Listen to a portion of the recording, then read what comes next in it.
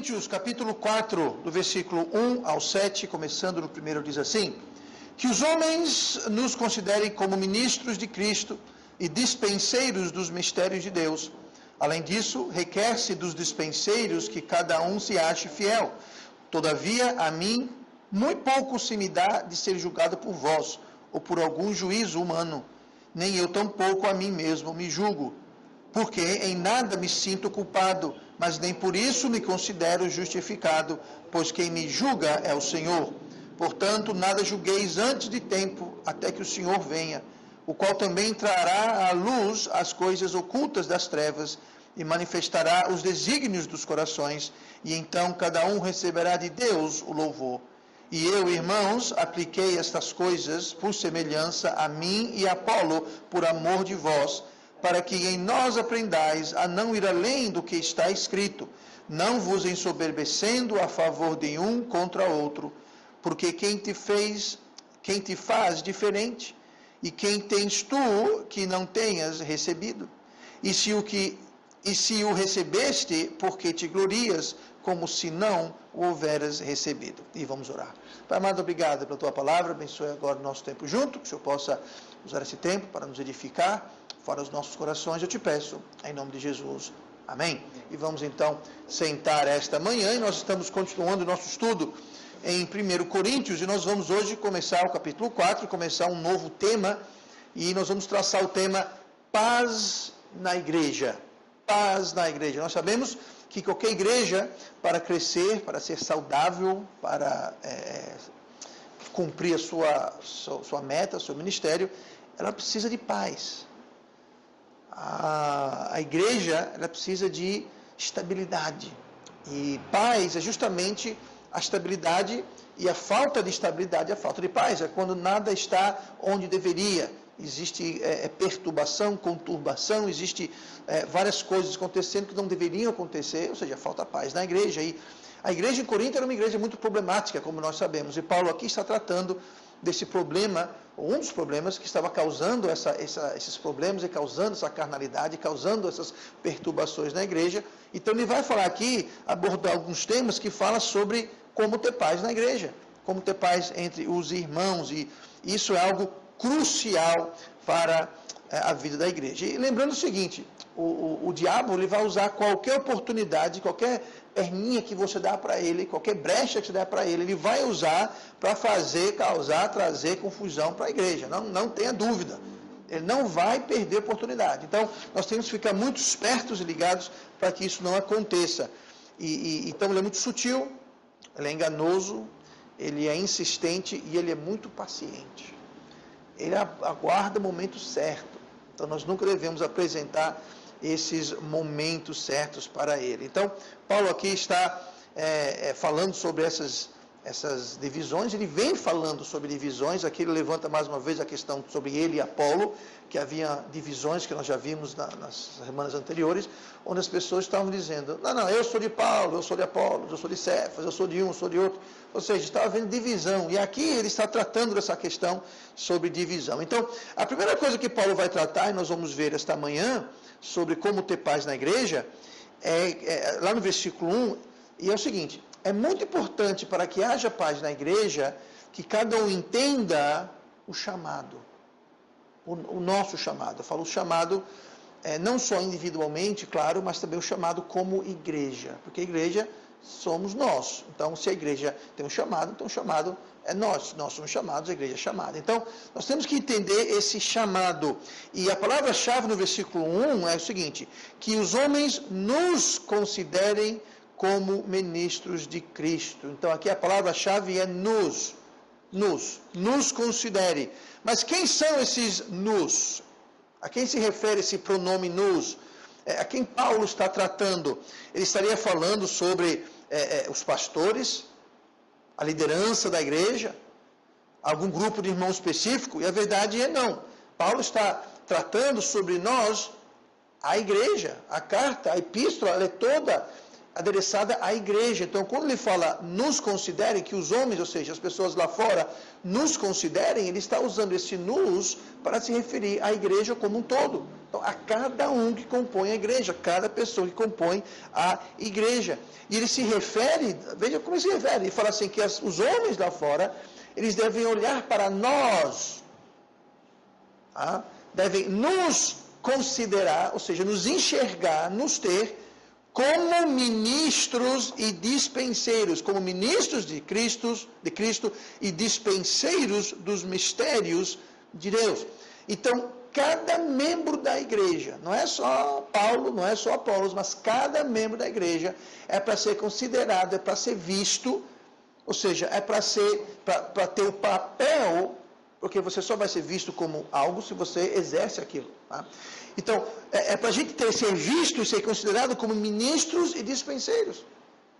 E quando uma igreja, eu me refiro às pessoas da igreja, tem essa consciência, eles entendem que cada um de nós temos um chamado para ser ministro e dispenseiro. Se todos nós somos ministros, se todos nós somos dispenseiros, então não é uma questão de, bom, isso é trabalho para o pastor fazer. Bom, isso aí é algo que o irmão João faz. Isso não é coisa do Zidane, do irmão Zidane. Isso é coisa das irmãs. Não. Todos nós somos ministros e dispenseiros. A Bíblia compara a igreja como um corpo. Se você olhar no seu corpo, toda parte do corpo, ela dispensa alguma coisa. O dedão, o dedinho, a mão, o punho, o braço, o cotovelo, o ombro, tudo. Cada parte do seu corpo é um ministro. A palavra ministro quer dizer que ele ministra. Ele ministra, administra, ele serve, dispenseiro, mesma coisa, ele dispensa. Então, cada parte do corpo dispensa. Tudo tem uma função. O seu cabelo tem uma função, o seu olho tem uma função, o seu dente tem uma função. A sua língua, a sua gengiva, a sua unha, tudo tem uma função.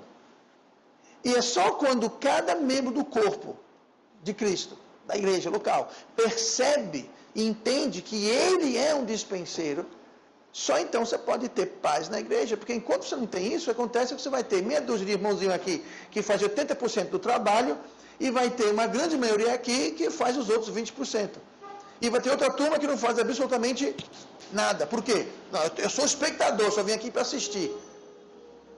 Bom, se você só vem assistir, então você não faz parte do corpo, porque no corpo, cada parte do corpo tem uma função, faz alguma coisa. Nenhuma parte do corpo está lá de graça. Se você duvida de mim, pegue uma faca e remova do seu corpo aquilo que você acha que é desnecessário. É tudo necessário. Hoje em dia é proibido, falando sobre cães, né? Existiam raças de cães que os criadores eles cortavam a parte da orelha, para a orelha do cão ficar levantada, eles cortavam a cauda do cão. Por quê? Para que as pessoas não percebessem quando o cão estava com o rabo entre as pernas, digamos assim. Então, tinha um propósito para eles, em outras palavras, essencialmente, mutilarem o cão. Tá? Cortava a orelha, cortava isso, cortava aquilo. Só que eles perceberam uma coisa, aquele que estavam retirando do corpo tinha uma função. Esses cães que eles cortam a orelha para ficar aquela orelha curtinha em pé, tem um problema. A orelha está lá, sabe para quê? Para proteger o ofício do ouvido, o buraco do ouvido. Então, a orelha, ela ficava solta para cobrir, para não entrar água, entrar sujeira, entrar insetos, etc. E tal. E eles perceberam com o passar do tempo que cães que tinham essa mutilação feita a eles tinham problemas no ouvido. Entrava sujeira. E muitos cães, você pode ver que o ouvido ali é assim, é para cima. Então, é diferente do nosso que é para o lado, é para cima. Então, quando chove ou quando cai alguma coisa, a gravidade cai para baixo, está aberto e acaba dando um problema. Tá? Então, toda parte. Então, hoje é proibido fazer isso. Tem gente que é na fase, mas é proibido. Inclusive, perde-se o pedigree do animal, se tem pedigree. Mas não é mais aceito fazer isso. Porque perceberam que aquela parte que eles achavam que era apenas de enfeite, digamos assim, era apenas cosmético, tinha uma função. Igualmente, toda parte do corpo, todo membro da igreja tem uma função. Se alguém está na igreja e não tem uma função, pode ser que na realidade ele não pertence àquela igreja. Ele pode pertencer que ele aparece aqui no dia do culto, pode ser que ele pertença que ele aparece aqui para participar das atividades e tal coisa, mas se não faz parte, se não é um ministro dispenseiro, pode ser que ele está sendo falho, pode ser que ele simplesmente não faz parte do corpo de Cristo. Pode ser isso, não estou dizendo que é, mas pode ser. ou, melhor das hipóteses, ele está renegando, está sendo irresponsável com a sua responsabilidade. E isso não traz paz na igreja, isso traz problemas, porque sobrecarrega, desequilibra a igreja. Então, todos nós somos ministros. A palavra ministro, ela quer dizer servo. Servo. A palavra dispenseiro quer dizer mordomo. Então, nós somos servos e mordomos do quê? De Cristo e dos mistérios de Deus. Então, veja bem, nós não temos nenhum direito ou razão para esperar mais de um irmão do que nós esperamos de nós mesmos. Cobrar algo de um irmão, ou melhor ainda, nós não temos direito de esperar ou cobrar algo do pastor do que nós nos cobramos de nós mesmos. Você espera o pastor estar aqui a todo culto, não é? Pois bem, então você deve estar aqui a todo culto. Você espera que o pastor saia para evangelizar e pregar o evangelho. Pois você deve também evangelizar, pregar o evangelho e sair. Você espera que o pastor tenha uma vida correta e digna e um bom testemunho. Ah, isso é muito importante que o pastor tenha isso. Pois é, também é importante que todo mundo tenha isso. E quando existe essa questão de, bom, isso daí não é nada, eu não sou ministro, eu não sou dispenseiro, eu não sou pastor, então eu posso viver de um certo modo, eu posso agir de um certo modo, porque isso não é comigo. Não, é com todo mundo. Todos nós somos ministros, todos nós somos dispenseiros, então não devemos esperar nada dos outros que nós não esperamos de nós mesmos. Então temos que ter muito cuidado com isso. Então, se eu espero caráter, honestidade, moralidade, então aplica-se a todos. Os homens, mulheres, jovens, meninos, todo mundo, meninas, todo mundo da igreja tem que ter o mesmo parecer, o mesmo pensamento, porque todos são ministros e dispenseiros, ou seja, servos e mordomos de Cristo e dos mistérios de Cristo. Então, nós temos que ter muito cuidado com isso. O que não pode haver na igreja é ter 2 pesos e 2 medidas. Tá? O que é bom para um, é bom para todo mundo. E não ficar... veja bem, se tem 2 pesos e 2 medidas, isso é desequilíbrio. E desequilíbrio é desestabilidade, e desestabilidade é justamente falta de paz. Então, nós somos mordomos, nós somos servos. E o que é mordomo? Mordomo é alguém que é encarregado ou responsável por algo que não é dele. Tá? Mordomo, ele toma conta, né? Ele exerce administração sobre algo como se fosse dele, com os mesmos cuidados e atenção. Ele vai aplicar os mesmos critérios como se aquilo fosse dele. Mas não é. Tá? É quando você empresta algo de alguém, você deve ser um bom mordomo daquilo. Você empresta um carrinho de irmão do irmão João, por exemplo, você deve zelar por ele, tomar conta dele, devolver ele limpo em um pedaço, com a roda rodando, né, irmão? Com a roda rodando. Por quê? Pior coisa é você empresta um carrinho de mão para alguém e quando recebe de volta, tem uma roda aqui, a caçamba está ali, tem 2 rachadas no meio, tem um monte de peça. O que foi isso? Ah, pois é, irmão. Quebrou. Não, quebrou não. Eu entreguei para você corretamente. Você não foi um bom mordomo. Você não tratou aquilo como se fosse seu, porque se fosse seu, você ia cuidar, zelar, limpar, entregar, estava tudo certinho. Então, o mordomo é isso, ele zela por algo como se fosse dele, como se fosse algo emprestado, agora como um bom emprestador, né? Mesma coisa, nós somos mordomos de Deus. Tudo que nós temos não é nosso, Deus nos deu. Isso vai desde o nosso tesouro, nossos bens materiais, até o nosso tempo. Deus lhe dá tempo, vida, até os nossos talentos, como que nós dispensamos as habilidades naturais ou dons espirituais que Deus nos deu. Nós temos que ser bons mordomos daquilo e não se gloriar, porque Paulo fala aqui mais adiante, ele termina falando, que você está se gabando? Se você recebeu, tudo que você tem, você recebeu, nada é seu. Então por que se gabar porque você tem esse dom, essa habilidade? Então nós temos que ser mordomos, seja lá do que for. Bom mordomo do nosso corpo, já pensou nessa? Nós temos que zelar pelo nosso corpo. Deus deu esse corpo para a gente, temos que zelar por ele, tomar conta dele, e não abusá-lo, e não danificá-lo, digamos assim. Então temos que ter muito, muito cuidado com tudo que Deus nos dá. E o nosso chamado é justamente esse. E o versículo 2 falou o quê? Além disso... O versículo 1, que os homens nos considerem como ministros de Cristo e dispenseiro dos ministérios de Deus. Versículo 2, além disso, requer-se dos dispenseiros que cada um se ache fiel. Então nós somos dispenseiros, essa palavra dispenseiro quer dizer mordomos, então nós devemos ser mordomos fiéis. É como eu disse, você empresta alguma coisa, você entregue ela no mesmo ou melhor estado de quando você a recebeu. Lembra o talento da parábola dos talentos? Jesus deu talentos para uns, para outros e para outros, e depois ele veio cobrar. Então nós temos que entregar aquilo na mesma ou melhor, em melhor condição do que nos foi entregue, porque nós vamos ser julgados. Deus vai dizer, eu te dei na terra 40, 50, 70, 100 anos de vida, o que foi que você fez com esse tempo? Nós vamos prestar conta. Eu lhe dei essa habilidade, eu lhe dei esse dom espiritual, o que foi que você fez? Você vai ser achado fiel? Eu lhe dei esses bens materiais, o que foi que você fez? Você foi achado fiel? Você usou aquilo para ajudar as pessoas, para glorificar a Deus, ou você usou aquilo para coisas que fizeram o oposto, que trouxeram vergonha e vexame à causa de Cristo? Então, tudo isso nós vamos prestar contas a Deus. Então, mais uma vez, não é só para o pastor, mas para todos. Eu digo mais, muitas das coisas que eu tenho na minha vida hoje, por exemplo, o meu testemunho, as coisas que eu faço, eu fazia essas coisas muito antes de ser pastor. Eu sei que é difícil acreditar, mas eu não nasci pastor. Tá? E as coisas, a evangelização, por exemplo, fidelidade à igreja, leitura da Bíblia, oração, todas as características, eu as tinha muito antes de ser pastor. Não é porque, agora que sou pastor eu vou ter que fazer isso, agora sou pastor eu vou ter que ser fiel ao culto, eu vou ter que ler minha Bíblia, ajudar as pessoas, porque agora sou pastor, preciso fazer isso. Não é assim. Nós já devemos ser essas coisas, mesmo sem ser pastor, porque eu posso não ser o pastor da igreja, mas nós somos ministros e dispenseiros, nós somos servos e mordomos. Não interessa se você tem um cargo na igreja ou não, todo mundo é servo, todo mundo é um mordomo. Não interessa quem a pessoa seja ou não. Então, comigo no versículo 3, a primeira coisa que vai trazer paz na igreja é quando todo mundo entende o seu chamado. É um chamado para cada um, um chamado pessoal.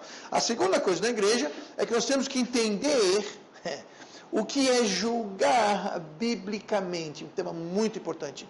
O que é julgar biblicamente? Versículo 3. Todavia, a mim muito pouco se me dá de ser julgado por vós ou por algum juiz humano. Nem eu tampouco a mim mesmo me julgo. Nós temos que entender sobre essa questão de julgar e julgar biblicamente. Tá? Em Corinto, eles estavam julgando, mas era de forma não bíblica, era da forma errada. E a Bíblia manda a gente não julgar da forma errada, mas ao mesmo tempo a Bíblia manda que nós julguemos da forma correta, da forma certa. Essa história de ninguém pode me julgar, só Deus pode me julgar, isso é conversa fiada. A Bíblia fala, não julgues ninguém. Ela fala, mas olha o contexto em que ela fala. Tá? Então não é questão de simplesmente não julgue ninguém, senão vira bagunça. Então nós temos essa prerrogativa. E existem 3 tipos de julgamentos que são mencionados aqui no texto que nós demos uma olhada. O versículo 3 aborda o primeiro. Todavia a mim muito pouco se me dá de ser julgado por vós. Então existe o julgamento por nós mesmos. Tá? Por nós mesmos. O que achamos, é aquela opinião que nós temos e nós julgamos as pessoas a partir disso. Isso não é uma boa base, um bom critério para você julgar. A sua opinião, a minha opinião, o que nós achamos não é uma boa base, não é uma base justa. Por quê, pastor? Bom, o que eu acho, o que você acha, francamente, não vai lá muita coisa.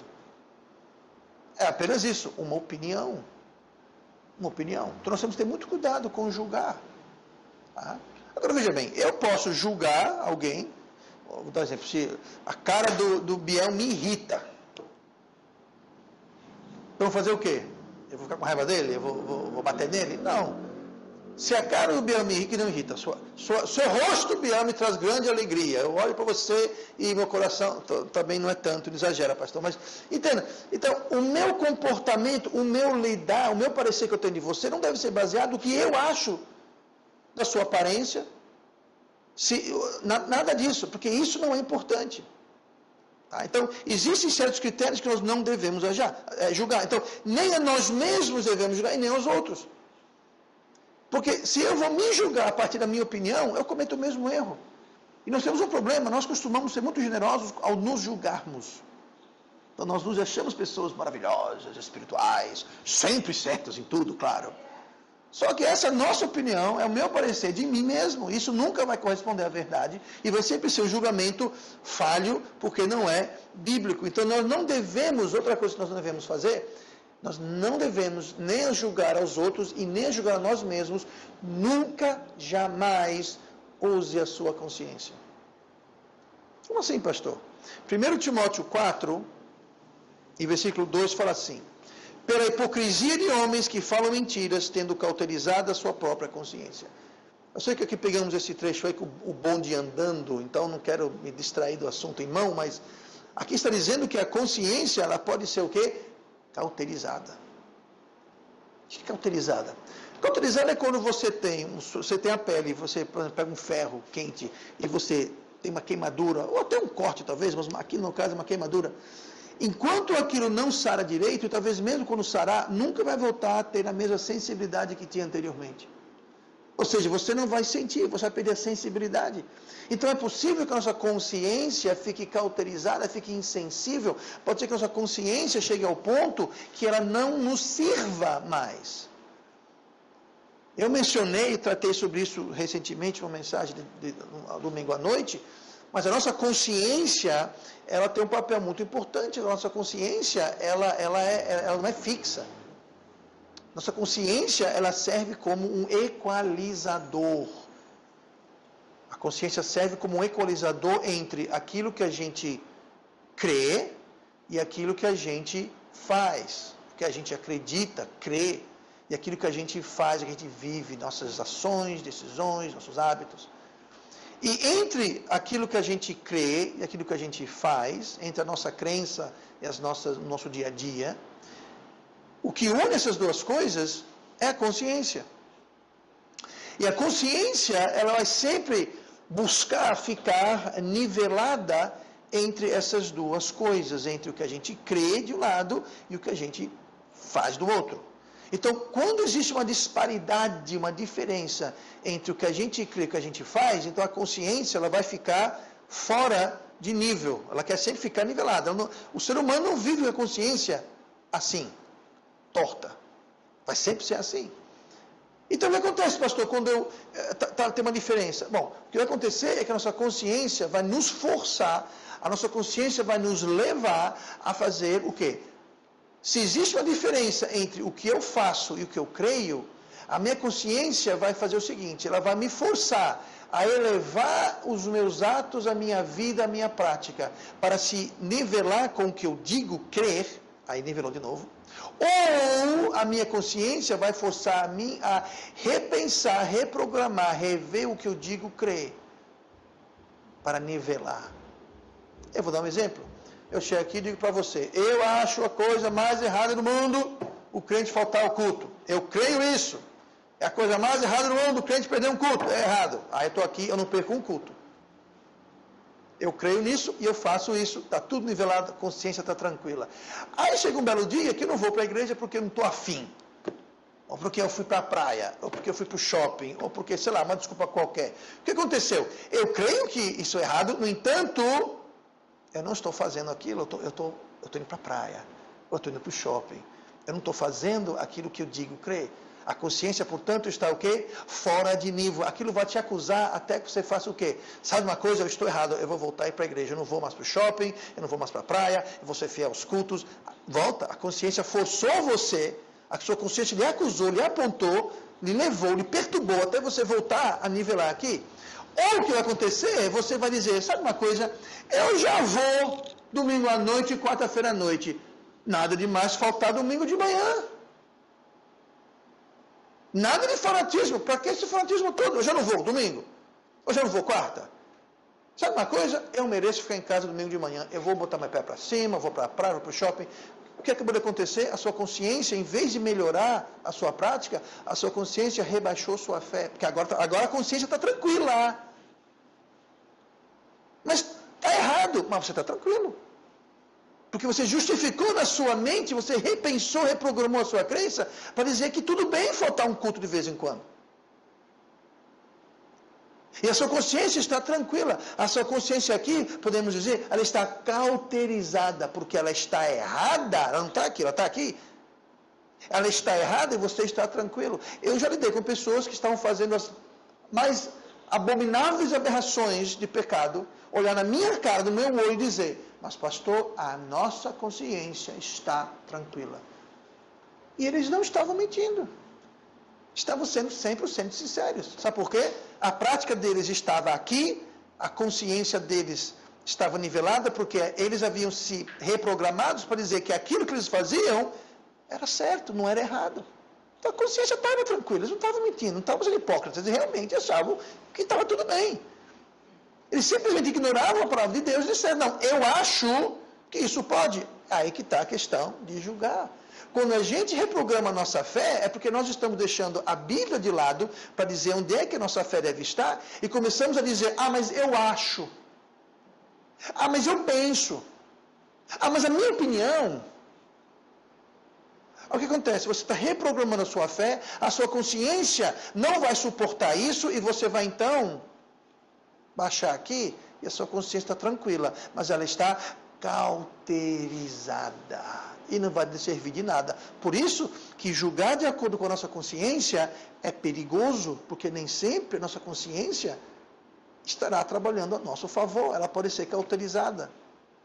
E enquanto a consciência estiver nivelada, ela não interessa o que você está fazendo ou no que você está crendo, contanto que esteja nivelado. Agora, se você tem uma boa consciência, e a Bíblia fala que nós devemos reter uma boa consciência, então a sua consciência vai estar aqui em cima, você vai estar com a fé correta, a prática correta, aí você está com uma boa fé. Mas quando a sua consciência está nivelada aqui embaixo, você está com uma fé cauterizada. E isso não é critério para você julgar ninguém, nem a você mesmo e nem aos outros. Tá? Então nós devemos ter muito cuidado com isso. O segundo tipo de julgamento, aí é o julgamento dos outros. No versículo 3 fala, Paulo falando, ele começa falando, todavia a mim um pouco que se me dá de ser julgado por vós, tá? Então a gente ser julgado por nós mesmos. Aí depois ele fala, ou por algum juízo humano, ou seja, quando as pessoas nos julgam. Então a opinião pública não deveria influenciar no julgamento de ninguém. Veja bem, a opinião pública deve sim ter um peso em nosso viver, porque nós temos um testemunho, então é importante sim. É muito errado o crente dizer, estou nem aí para que o mundo ache. Não, você tem que estar aí para que o mundo ache, porque você precisa estar dando um bom testemunho. Agora, o que você não deve estar fazendo é dando influência do mundo na sua vida. Bom, não vou fazer isso porque o mundo vai achar isso estranho. Bom, isso aí está errado. Mas nós não devemos ignorar o fato que o mundo está nos observando, porque nós temos um testemunho a zelar. Mas a verdade é que a opinião pública não deve influenciar o julgamento de ninguém. E acontece muito isso, tem muita gente que vem para a nossa igreja aqui, e já tivemos pessoas que fizeram isso, entraram aqui, aí viram na frente e disseram, cadê a bateria? Cadê os instrumentos? Cadê as luzes piscantes? Nós não temos. Então tchau. Literalmente, dão meia volta e vão embora. Por quê? Estão usando o critério do mundo. Se não houver louvor, supostamente mundano, ritmado, carnal, e eu vou dizer logo diabólico, então para eles não presta, estão aplicando o critério mundano para fazer o julgamento. Está errado. Está errado. Já tivemos pessoas que disseram, pastor, olha, é o seguinte, aqui a igreja é muito boa, a pregação é muito boa, muito bíblica, mas o louvor aqui é muito só tem hino, pastor, não é uma coisa mais animada, então, tchau, nós vamos para outra igreja. Pode ir, fazer o quê? Se o seu critério está usando como igreja é se o louvor é mundano, se o louvor é animado, então você está usando um critério humano, mundano, para aplicar na igreja. Tá? Eu sempre falo com você, a primeira vez que eu entrei numa igreja batista, fundamentalista, lá na Inglaterra, muitos anos atrás, eu sempre falo com você, eu não entendia muito. Eu estranhei que o louvor era hino tradicional, eu estranhei que eles usavam uma versão específica da Bíblia, eu estranhei o modo com que as pessoas se vestiam, se portavam, eu estranhei tudo isso. Mas sabe o que foi que me fisgou? A pregação da palavra. A pregação da palavra. Depois de um culto, eu fui para um culto, primeiro culto que eu fui, eu e meus irmãos lá e dissemos, é aqui. A gente não entendia a questão da Bíblia, a questão de vestimentos, a questão de separação do mundo, a questão de evangelização, como eles faziam, a questão de música na igreja. Nós não entendíamos, mas o critério para nós, principal, sabe o que era? A pregação é bíblica, é boa, é de Deus. Então pronto, então não interessa. A igreja se reunia, a igreja não tinha nem sede, gente, se reunia num salão alugado, num centro comunitário. Eles montavam e desmontavam a igreja todo domingo. O batistério, sabe o que era o batistério? A gente era um tanque de lavar ovelha, que compra material de fazenda. A gente enchia de água aquilo ali, fizemos uma armação de ferro para poder transportar aquilo. O prédio não era uma igreja, era dividido com um monte de outras coisas, num centro comunitário. Mas sabe de uma coisa? Tinha pregação bíblica. As cadeiras, quando chegamos, não eram nem banco, eram cadeiras, tudo diferente, tinha uns 10 tipos de cadeiras diferentes na igreja. Sabe uma coisa? O importante não era as instalações da igreja. O importante não era se tinha música de tal modo. O importante não era se as luzes piscavam. O importante era, tinha pregação da palavra de Deus? Tinha. Então aqui que eu vou ficar. Eu já vi muitas pessoas fazer o oposto. A última coisa é a pregação da palavra de Deus, quando deve ser a coisa mais importante de uma igreja. E aquela pregação da palavra de Deus me transformou ao ponto que eu vim entender as questões da Bíblia, da música, da separação do mundo, etc e tal. Eu vim entender porque a pregação poderosa, bíblica de Deus transforma. E me transformou. E eu vim entender o porquê daquilo tudo. Mas muita gente nunca vai entender, porque quando vê que não tem batucada, não tem samba, não tem oba-oba, eles não querem saber da mensagem e vão embora. Julgaram como o mundo, aplicaram um critério mundano. Então, o que o mundo pensa, ensina, promove, não é base para julgamento. Não é base para nada, na realidade, na vida do crente, não deveria ser. Tá? Então, veja bem, homossexualismo é pecado? É pecado. Coabitar com alguém sem casar é pecado? É pecado. Sexo antes de casamento é pecado? É pecado. Beber álcool é pecado? É pecado. Fumar é pecado? É pecado. Mas sabe uma coisa? Qualquer uma dessas pessoas, alguém que é homossexual, alguém que é adúltero, alguém que está envolvido em sexo pré-conjugal, antes do casamento, alguém que é alcoólatra, fuma ou faça qualquer uma dessas coisas, eles são bem-vindos aqui, porque a pregação de Deus pode mudar, salvar, transformar aquela pessoa. Então são bem-vindos. Mas não quer dizer que nós vamos dizer que está certo. Não quer dizer que nós vamos dizer, pode vir, fique assim, não tem nenhum problema, porque tem problema. Isso é um problema. Você é bem-vindo, mas está errado. Muita igreja hoje em dia faz o oposto, recebe essas pessoas, e gente, a igreja tem que receber mesmo. Não estou dizendo que é errado receber. E aí a maioria das igrejas cai em dois extremos. Um extremo é, opa, aqui você não entra. Está errado. Você fuma? Sai daqui. Você não está casado? Sai daqui. Você é homossexual? Sai daqui. Não, ninguém, venham. Esse é um extremo. Proíbam, não entre. Rejeição total. O outro extremo, a igreja aceita essas pessoas e pior, dizem que está tudo bem, não tem problema. Até aceitam-os em membresia. Aí já complicou a coisa. Torna aquilo normal. Torna o errado certo. Então, gente, o errado continua errado. Agora, o pecador é bem-vindo, porque é a palavra de Deus, é a pregação da palavra de Deus que vai salvar e transformar aquela vida. Então, eles são bem-vindos. Agora, nunca dizer, como muita igreja diz, que o que é errado é certo. Que o pecado é aceitável. Que não tem problema nenhum, porque tem problema. Tem problema e tem que ser tratado como é. Então, tem o julgamento de nós mesmos, o julgamento pelos outros, né? Devemos usar o critério correto. E, por último, tem o julgamento de Cristo, versículo 4, né? Lendo aqui a sequência. Todavia, a mim, muito pouco se me dá de ser julgado por vós ou por algum outro juiz humano, nem eu tampouco a mim mesmo me julgo, porque em nada me sinto culpado, mas nem por isso me considero justificado, pois quem me julga é o Senhor. E aí que está. Quem deve julgar quem deve reter a palavra final é Jesus, é o Senhor. Ele é o único juiz pelo qual devemos ser julgados. E Ele sabe o que é melhor, Ele sabe o que é justo, Ele sabe o que é certo, Ele sabe tudo.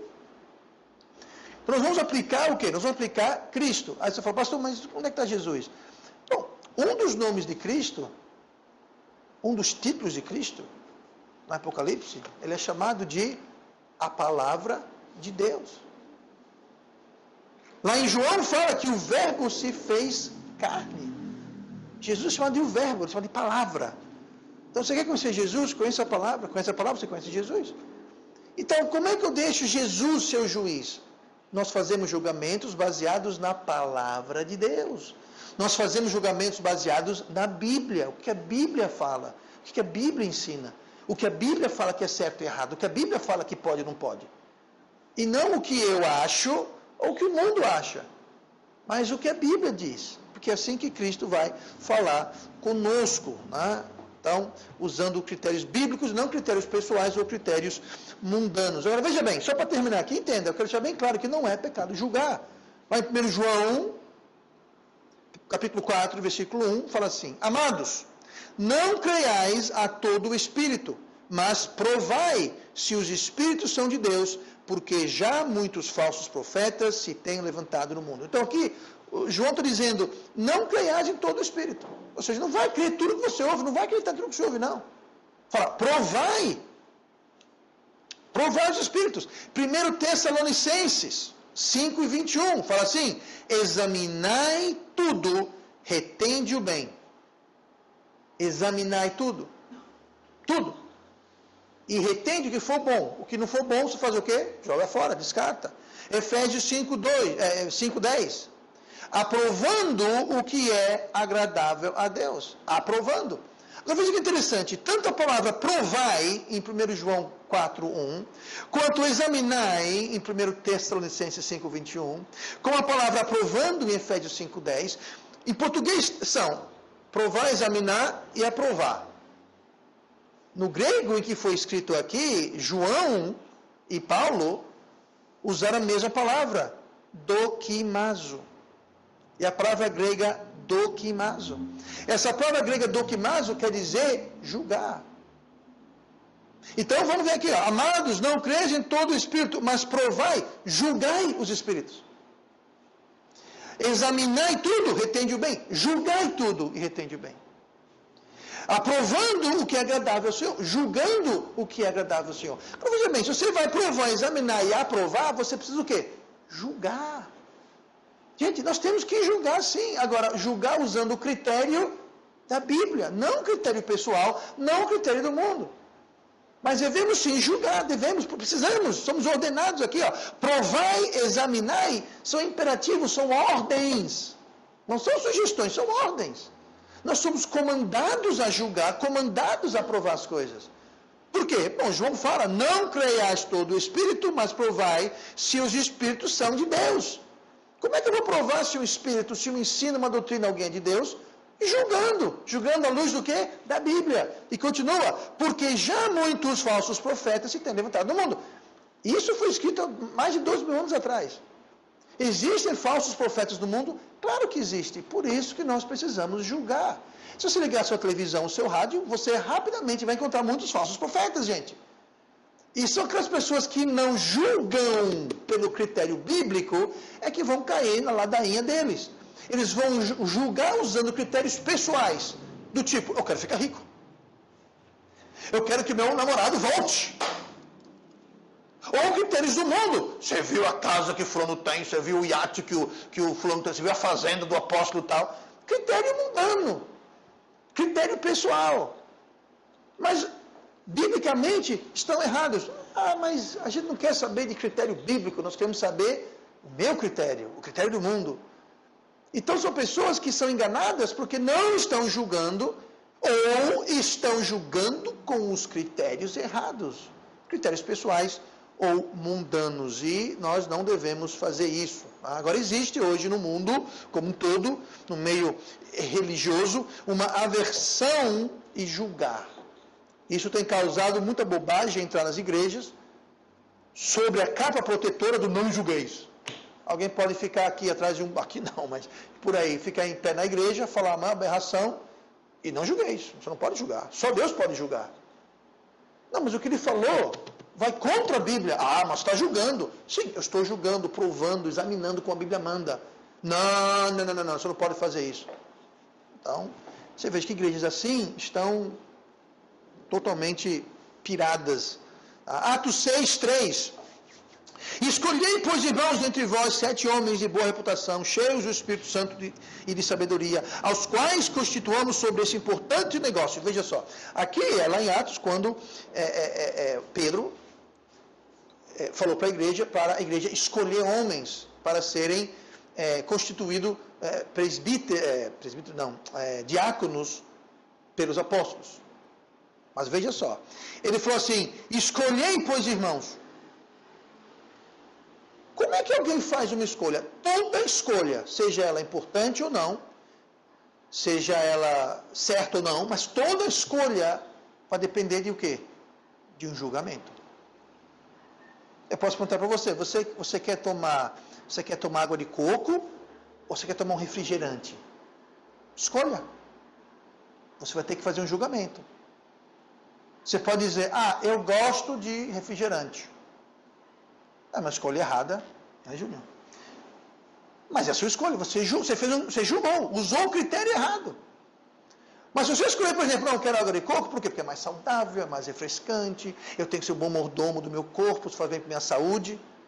Você fez uma escolha, você julgou, usando o critério correto. Então aqui, ele está dizendo, escolhei, pois, irmãos, entre vós, homens, aí então ele dá um critério. Pedro, então, não é o critério. Tem que ser homens de boa reputação, cheios do Espírito e de sabedoria. Está aí o critério. Pedro, escolhemos aqui o fulano aqui, ó. Peraí. Esse cara aí mal vem para a igreja. Nunca levou uma alma a Cristo. Carnal, mentiroso, fofoqueiro, beberrão, mau testemunho.